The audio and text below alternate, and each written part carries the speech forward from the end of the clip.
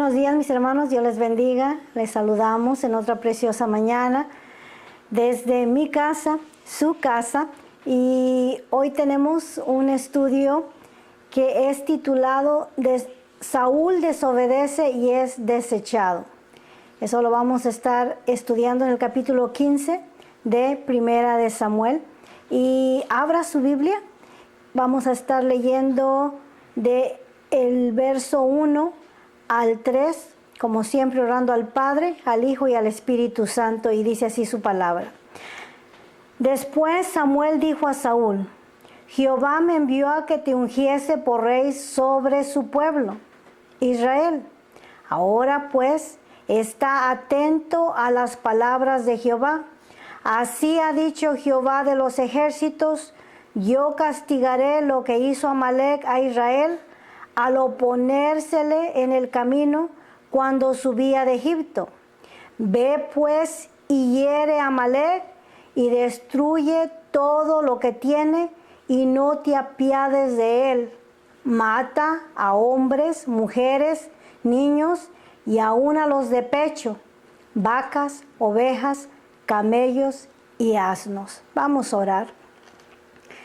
Padre que estás en gloria, maravilloso Dios, excelso, santo, divino, propicio Dios en cuya presencia estamos.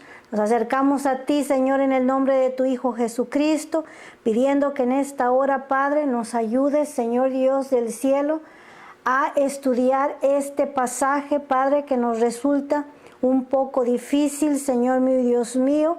Sabemos que tú eres un Dios justo, un Dios bueno, un Dios perdonador, Señor mío y Dios mío.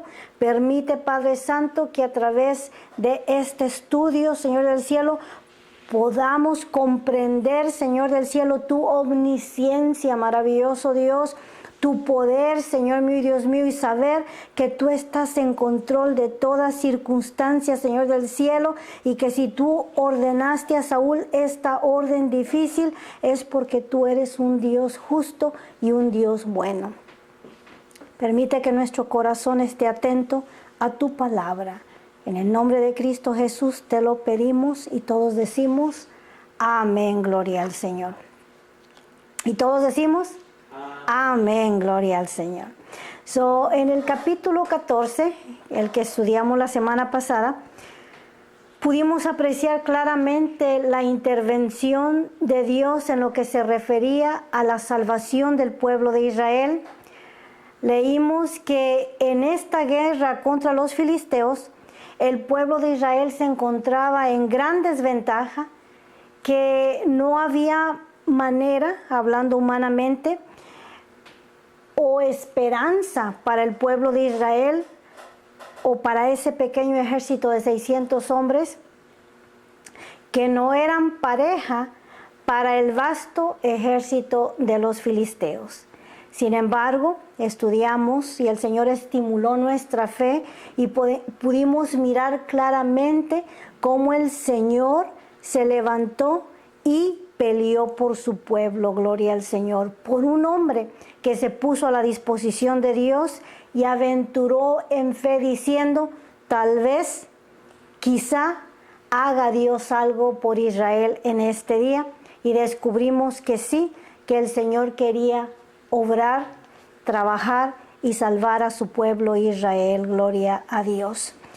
Siempre y cuando un hombre se encuentre en sintonía con el Señor, y ese hombre fue Jonatán, gloria a Cristo Jesús. Sin embargo, su padre no brilló en ese día, tanto como Jonatán brilló.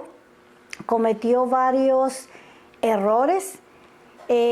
Uno de ellos fue, como lo dijimos la semana pasada, convocar ayuno cuando no era el momento de ayunar, sino que era el momento de actuar y de pelear contra sus enemigos. Su decisión puso en apuros al pueblo de Israel, por cuanto el pueblo no probó bocado en aquel día.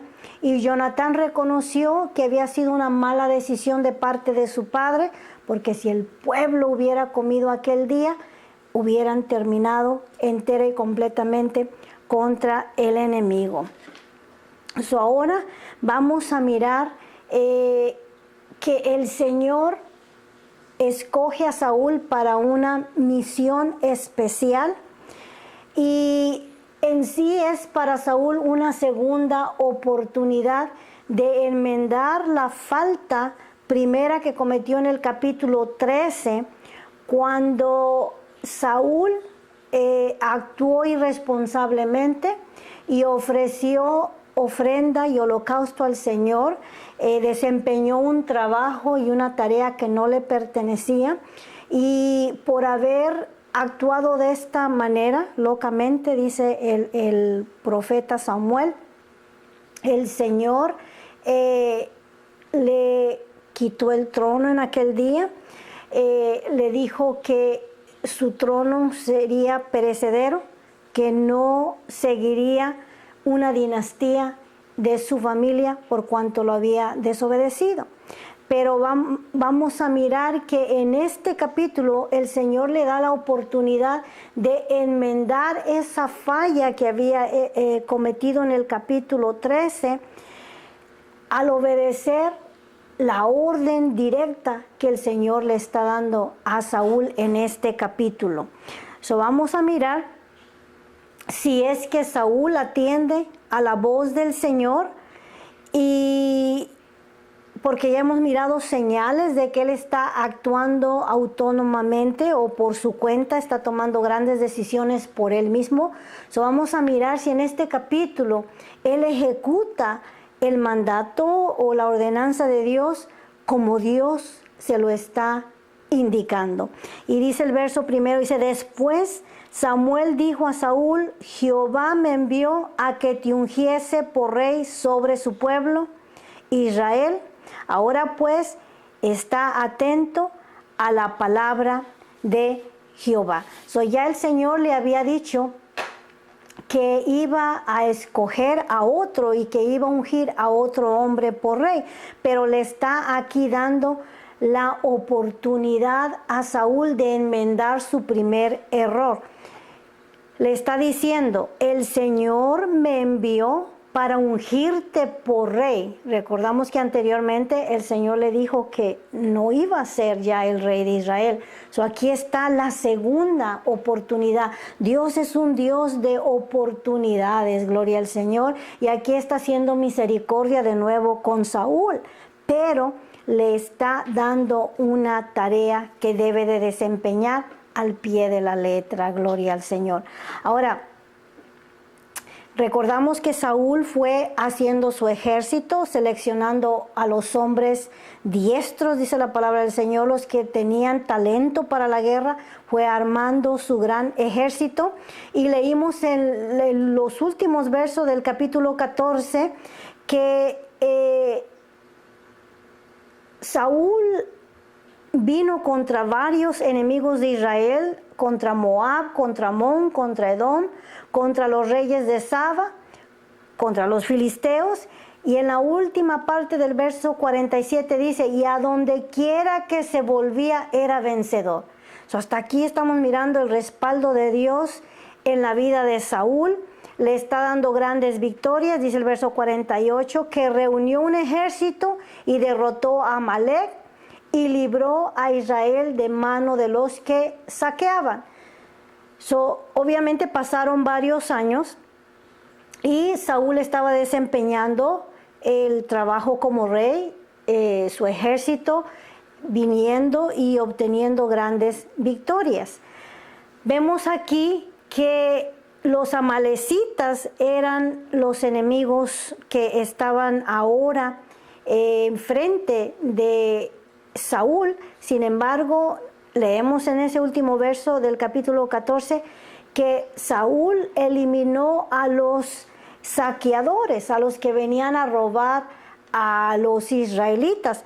Pero aquí no estamos hablando de la exterminación de la tribu de Amalecita o de todo el ejército de Amalek, ¿verdad? Entonces, aún el Señor le está dando la orden para que elimine todo lo que le queda de los amalecitas. Dice: está atento a la palabra de Jehová.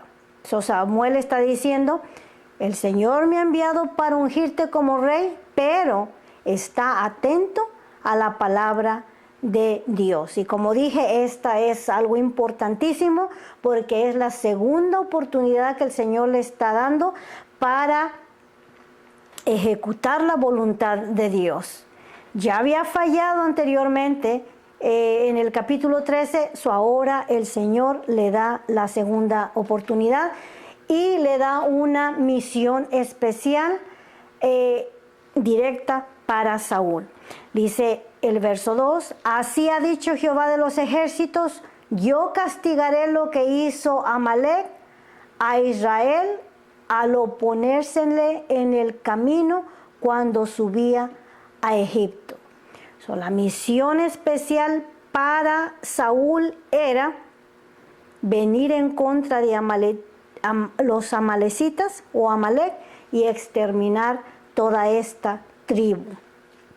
La primera vez que Amalec es mencionado en la Biblia es en el libro de Éxodo, en el capítulo 17, conforme los hijos de Israel venían cruzando por el territorio de Refidim, gloria al Señor. Amalec, que era una tribu como los beduinos que andaban de lugar en lugar, nómadas, atacaron al pueblo de Israel por la retaguardia. Ellos vinieron por la parte trasera del pueblo de Israel y atacaron a los débiles, a los más viejos, a los niños, a los enfermos. Y esto, ¿verdad? Dios se lo tomó como un grave pecado a esta tribu de Amalec, quien ellos eran descendientes de los nietos de Esaú, o sea que también había un cierto parentesco con ellos y no respetaron a sus hermanos, en pocas palabras, ¿verdad? Esta es la batalla en donde Moisés subió a la cumbre y envió a Josué a pelear contra los amalecitas, y Jetro y Aarón fueron los que, Hur eran los que detenían los brazos de Moisés en aquella batalla. Fue una batalla tremenda que duró hasta la noche, por lo cual ya los brazos de Moisés estaban cansados, o cada vez que él iba bajando los brazos, el pueblo de Israel perdía, y cuando subía los brazos, el pueblo del Señor ganaba. Y acataron, ¿verdad?, los que estaban con él, de sostenerle los brazos, sentarlo en una piedra y sostenerle los brazos. Así el Señor les dio la victoria en aquel día. Prevalecieron contra sus enemigos y así ganaron la batalla. Ahora, más adelante, en el libro de Deuteronomio, que significa la segunda ley, el Señor le dice a Moisés, vamos a mirar el verso 17 y 19 del capítulo 25 de Deuteronomio, dice, acuérdate de lo que hizo Amalec contigo en el camino, cuando salías de Egipto, de cómo te salió al encuentro en el camino y te desbarató la retaguardia de todos los débiles que iban detrás de ti, cuando tú estabas cansado y trabajado, y no tuvo ningún temor de Dios. Por tanto, cuando Jehová Dios te dé descanso de todos tus enemigos alrededor en la tierra que Jehová tu Dios te da por heredad, para que la poseas, borrarás la memoria de Amalec de debajo del cielo, no te olvides. Esta ya era la destrucción en verdad de los amalecitas era algo inevitable. El Señor le había dicho a Moisés, cuando ustedes ya están establecidos en la tierra prometida, van a venir en contra de Amalec a causa de ese pecado, porque no tuvieron temor de Dios y atacaron por la retaguardia al pueblo de Israel. Y fue un ataque tremendo, dice, te desbarató la retaguardia, o sea que hizo un gran estrago al pueblo de Israel. Dios dice algo que debe alertarnos, ¿verdad? Dios dice que esta guerra con Amalek sería una guerra continua. En la palabra del Señor, la analogía es que Amalek es tipo de nuestra carne. Solo que el Señor está diciendo que esta guerra con nuestra carne estará con nosotros hasta el último día que partamos de esta tierra. Ahí en Éxodo capítulo 17, verso 16, leemos lo que el Señor le dijo a Moisés. Y dijo, por cuanto la mano de Amalek se levantó contra el trono de Jehová, Jehová tendrá guerra con Amalek de generación en generación. Así como el pueblo de Israel luchó contra esta tribu pagana, así también nosotros tendremos que luchar con nuestra carne. Amén. Ahora, Dios le ordena a Saúl la exterminación de esta gente. El verso 3 le dice, ve pues y hiere a Amalek y destruye todo lo que tiene.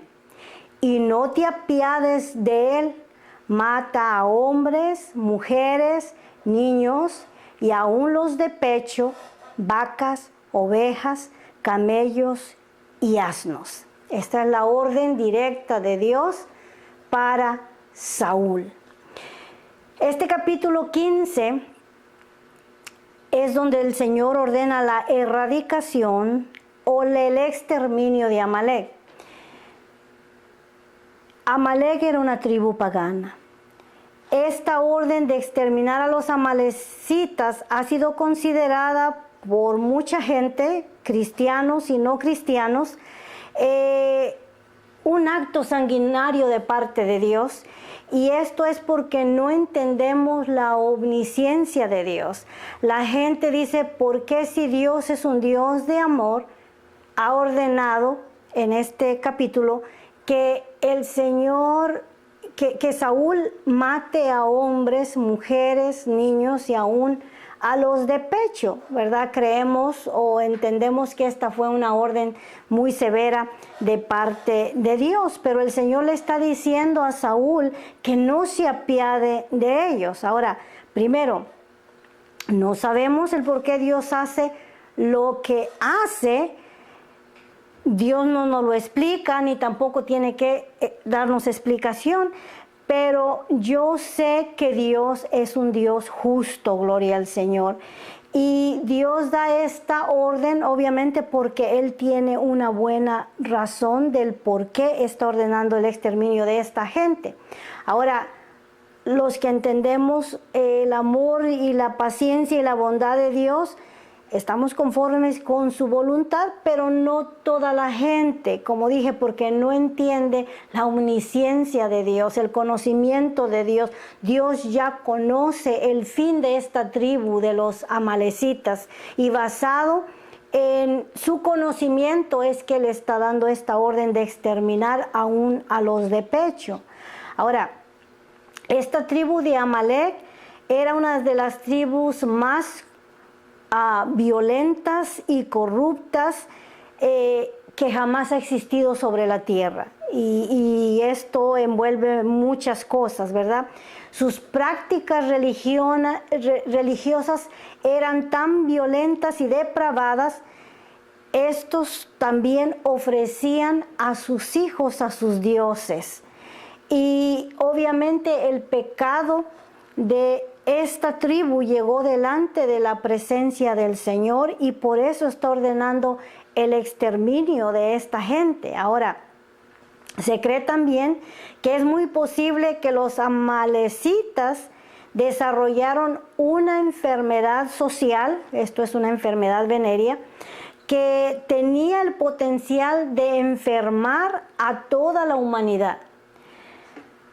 Algo parecido como el SIDA. Por la seguridad de la humanidad, Dios ordenó su exterminación. Y Dios escogió al pueblo de Israel o a Saúl para que fuera el instrumento de juicio que ejecutara el juicio de Dios sobre esta nación, ¿verdad? Los amalecitas en realidad eran un cáncer social. Cuando una persona tiene cáncer, es necesario que ese cáncer se estirpe del cuerpo. Muchas veces tiene que perder algún órgano de su cuerpo, pero es para salvar todo su cuerpo. Dios está ordenando el exterminio de esta tribu para salvar a toda la humanidad. Esto es lo que los estudiadores, la explicación que los estudiadores ofrecen. Ahora, Dios juzgó al mundo pecador en varias ocasiones. Cuando la maldad del hombre llega a la presencia del Señor, Dios juzga a el hombre.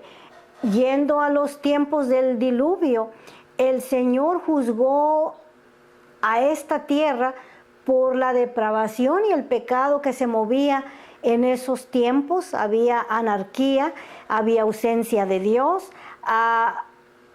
la gente se había entregado a todo tipo de pecado o de obra de la carne, por lo cual el Señor trajo juicio sobre la tierra a través del diluvio y solamente se salvaron 8 personas en esa ocasión. Ahora el juicio llegó para la tribu de Amalek y la exterminación debería de ser completa y absoluta. Esa fue la orden que el Señor le dio, o la difícil orden que el Señor le dio a Saúl, pero tenía que ejecutarla al pie de la letra. Gloria al Señor. Destruye todo lo que tiene Amalek, hombres, mujeres y niños, y aún todos sus animales. Dice el verso 4, Saúl pues convocó al pueblo y les pasó revista en Telaim, 200,000 de a pie y 10,000 hombres de Judá. Aquí tiene 200,000 hombres en su ejército. De tener 600, el ejército le ha crecido en gran número, dice el verso 5. Viniendo Saúl a la ciudad de Amalek, puso emboscada en el valle, y dijo Saúl a los ceneos: idos, apartaos y salid entre los de Amalek, para que no os destruya juntamente con ellos, porque vosotros mostrasteis misericordia a todos los hijos de Israel cuando subían de Egipto. Los ceneos eran también una tribu que también andaba de lugar en lugar, eran nómadas parecidos a los beduinos, pero esta gente siempre se portó amablemente contra el pueblo de Israel. Aquí está Saúl dándole la oportunidad de salvar sus vidas, saliendo de en medio de los amalecitas para no perecer juntamente con ellos. Dice, se apartaron los ceneos de entre los hijos de Amalek. Escucharon la advertencia, escucharon el consejo de parte de Saúl para salvar sus vidas. Verso 7 dice, y Saúl derrotó a los amalecitas desde Javila hasta llegar a Shur, que está al oriente de Egipto, y tomó vivo a Agag, rey de Amalek, pero a todo el pueblo mató a filo de espada.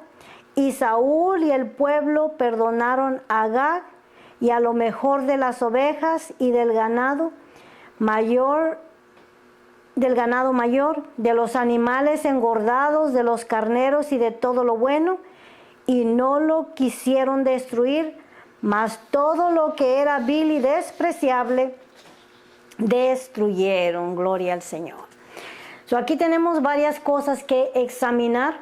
Es obvio que Saúl no completó la orden de Dios o la misión que el Señor le había dado. El Señor le dijo, destruye todo lo que tengan los amalecitas, destrúyelos del todo. Y aquí, por los versos que leímos, no ejecutó la orden de Dios al pie de la letra. Ahora, le preservó la vida al rey y permitió que otros escaparan, porque digo que otros escaparon porque conforme nos adelantamos unos capítulos más en la historia, vamos a mirar al rey David, que también tiene guerra con los amalecitas. Obviamente no habían quedado exterminados del todo. Hubo más amalecitas que escaparon, los cuales se volvieron a multiplicar y se volvieron a reagrupar, y a estos son a los que se enfrenta David. Y no solo eso, ¿verdad? Si vamos más adelante en la historia, al libro de Esther, encontramos ahí a Amán el Agagita, que quiere decir que también era descendiente de Amalek.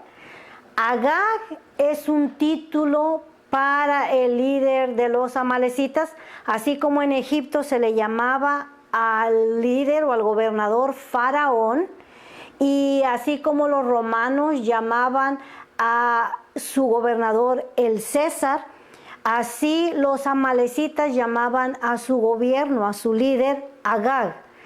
Agag no es el nombre del rey, sino es el título del rey.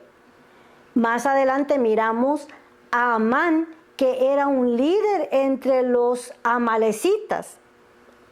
Por eso se le llama Amán el Agagita. No es un nombre, es un título. Él era un gobernador o una figura importante o un rey de esa tribu de los de Amalek. Ahora, hay algo interesante. Como dije al principio, la Biblia nos enseña a Amalek como tipología de la carne o la vida en la carne. Y Dios dice, en lo que se refiere a la vida en la carne, que esta guerra la vamos a tener continuamente hasta que salgamos de este cuerpo. No hay manera de hacer paz con tu carne, siempre estarás en guerra. La carne lucha contra el espíritu y el espíritu lucha contra la carne, lo dice la palabra del Señor en el Nuevo Testamento, y esta guerra es continua y se trata de buscar quién se va a enseñorear sobre tu vida. ¿Va a reinar la carne sobre tu vida o va a reinar el espíritu sobre tu vida? Y esta guerra es continua y va a ocurrir, como lo dijo la palabra del Señor en el capítulo 17, verso 16, que esto ocurriría de generación en generación hasta que partamos de este mundo. Y así como Amalek atacó a Israel por el lado más débil, recordamos que el Señor le tomó este pecado a Amalek por haber venido contra los más débiles. De esta misma manera tu carne te va a atacar en el área más débil de tu vida. Es por eso que el Señor Jesucristo nos recomienda orar siempre para que no entréis en tentación. Es una guerra, es una lucha contraria. Así nos ayude el Señor. Siendo Amalek tipo de la carne, por eso Dios ordenó eliminar o exterminarlos del todo. Y la Biblia dice en lo que se refiere a nuestra carne, que no proveamos para los deseos de la carne, o que no demos lugar a los apetitos de la carne, porque pueden voltearse en contra de nosotros y destruirnos. La orden para Saúl fue: destruye a Amalek del todo. La orden de nuestro Señor Jesucristo para nosotros es hacer morir nuestra carne, hacer morir lo terrenal, crucificar a nuestra carne con sus pasiones en la cruz de Cristo. Gloria al Señor. En pocas palabras, mátala, sácala de circulación, porque no es una reformación la que necesitamos, sino una transformación. Y eso solamente va a ocurrir a través del Espíritu Santo. Ese es el único remedio que Dios tiene para nuestra carne, ponerla a morir juntamente con Jesucristo nuestro Señor, y eso es a través del Espíritu Santo. Y Saúl dice que rescató lo mejor del ganado cuando Dios le dio la orden que destruyera todo lo que tenían hombres, mujeres y niños. Esta también es una analogía a nuestra carne. La orden de Dios para Saúl fue: destrúyela, y no la destruyó.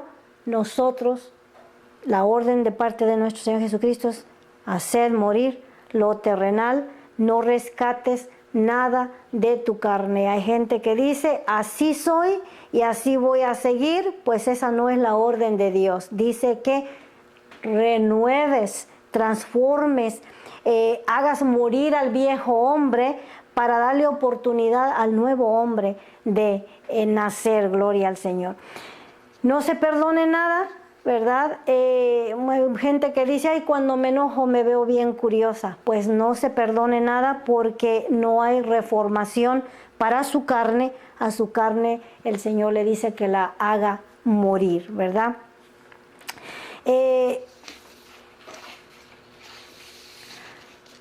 La orden de Saúl era exterminar a los amalecitas, y el hecho que Saúl les perdonó la vida a algunos, con el tiempo causó problemas. En el futuro, Amán, el agagita del cual hablamos, que apareció en el libro de Esther,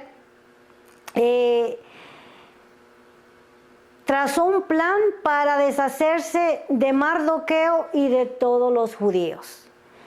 Él vino y hizo que el rey Asuero promulgara un decreto en el cual se le ordenara a esa nación exterminar a todos los judíos en el reino en el cual se encontraba Esther. Y recordamos que Esther vino e intercedió por su pueblo y le contó al rey el plan terrible de Amán de exterminar a los judíos. Y como el rey no podía reversar ese decreto que él ya había dado, salvó al pueblo de Israel, ordenando que cuando su nación los atacara, ellos se defendieran.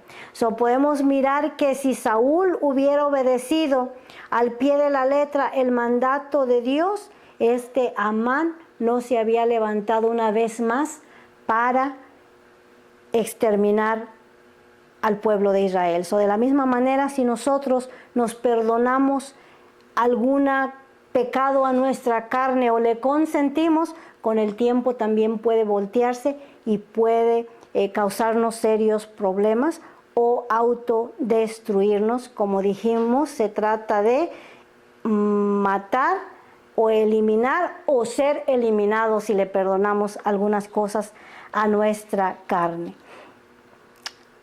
Ahora dice el verso 10: y vino palabra de Jehová a Samuel diciendo: me pesa haber puesto por rey a Saúl, porque se ha vuelto en pos de mí y no ha cumplido mis palabras. Y se apesadumbró Samuel y clamó a Jehová toda aquella noche. Aún Samuel no ha podido llegar a donde está Saúl, pero ya el Señor le está avisando a Samuel que Saúl no ejecutó su orden al pie de la letra. Vamos a mirar que desobediencia de Saúl entristeció en gran manera a el siervo de Dios. Toda esa noche no durmió, orando y clamándole al Señor por la vida, el alma de Saúl, ¿verdad?, que iba a ser desechado por cuanto no obedeció a la orden de Dios. Y ojalá que cuando nosotros escuchamos estas historias, nos apercibamos y anhelemos ser más obedientes al Señor y guardar su palabra para no meternos en problemas, aprender de Saúl, de su triste historia, gloria al Señor, y así nos ayude el Señor. Vamos a dejar la historia hasta ahí, porque nos queda todavía medio capítulo que terminar, y el Señor todavía tiene mucho que enseñarnos en los siguientes versos. Vamos a orar. Padre que estás en gloria, maravilloso Dios, excelso, Santo y divino Dios, en cuya presencia estamos, agradecemos tu presencia, agradecemos tu ayuda, Señor mío y Dios mío. Hemos aprendido grandes cosas, Señor, en estos versos que hemos leído. Ayúdanos a ser obedientes, maravilloso Dios, a tus mandatos, a tus ordenanzas, Señor, y estar atentos, Señor mío y Dios mío, a tu palabra. Bendice a tu pueblo ahí donde se encuentra, Señor del cielo, súplele para sus necesidades. Tú las conoces, sean físicas, sean materiales, espirituales. Tú tienes la solución, maravilloso Dios. Acompáñanos, Señor del cielo, que tu Santo Espíritu camine con nosotros esta semana y que podamos regresar de nuevo anhelando escuchar el consejo de tu palabra. Todo esto te lo pedimos en el poderoso y santo nombre de Jesucristo nuestro Señor, y con gozo decimos amén. Hermanos, que el Señor les bendiga y les regale otra preciosa semana.